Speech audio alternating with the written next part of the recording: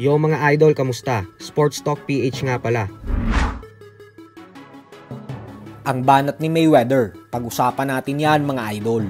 Ngunit bago ang lahat ay huwag kakalimutang mag-subscribe at i-click ang notification bell button for more sports talk.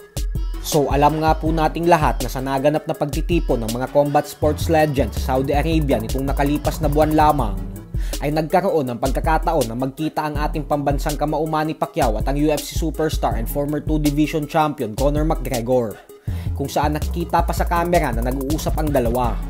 Dito din ibinahagi ni McGregor na bagamat may mga hindi pagkakaintindihan na nangyari sa pagitan ng kanyang manager na Paradigm Sports Management at ni Pacquiao, kung saan nauwi pa sa bilyon-bilyong pesos na demandahan, ay sinabi pa din po ni McGregor na kumpiyansa umano siya na magtutuos pa din daw sila ni Pacquiao sa hinaharap. Positibo umano siya na mangyayari ang kanilang mega showdown, lalo pat nakapag-usap na daw sila ng maayos ng ating pambansang kamao.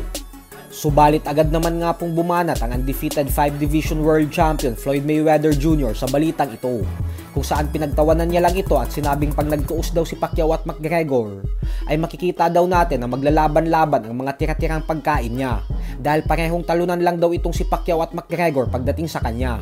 Tinalo niya na daw kasi ang dalawang ito sa nakaraan, kaya naman natatawa na lang daw siya sa mga ito. Para naman po sa mga hindi nakakaalam ay mas pinili pong makipag-rematch ni Mayweather sa apo ng Mafia King na si John Gotti III kaysa labanan ulit si Pacman. Gaganapin ang rematch ni Mayweather at Gotti sa buwan ng Pebrero sa susunod na taon. Madaming fans din ang nag-aabang sa laban na ito, nang dahil sa nauwi sa rambulan ang kanilang naging unang laban mahigit 5 buwan pa lamang ang nakakalipas. Sa kabilang banda naman mga idol ay huwag po natin kakalimutan na mamaya na magaganap ang bigating bakbakan sa pagitan ng dalawang undefeated former world champions na sila David Benavidez at Demetrius Andrade. Isusugal nila ang kanilang mga undefeated record sa laban na ito. Ang mananalo sa kanila ay malaki ang posibilidad na siyang sunod na makatapat ng kasalukuyang undisputed super middleweight world champion Canelo Alvarez. Yamado po si Benavidez sa laban na ito, habang underdog naman si Andrade. Bukod dyan ay lalaban din sa co-main event ang world champion na si Jermall Charlo kontra sa kapatid ni David Benavidez na si Jose Benavidez Jr. Mainit din ang laban na ito, lalo pat nag-overweight si Charlo sa official weigh-in kahapon. Ayon kay Charlo ay 3 linggo lang daw kasi siyang nakapag-ensayo para sa laban na ito. Isang senyales na ina-underestimate niya si Jose Benavidez Jr. Kaya naman abangan din po natin ang laban ng dalawa mamaya. So hanggang dito na lang po muna tayo mga idol. Go.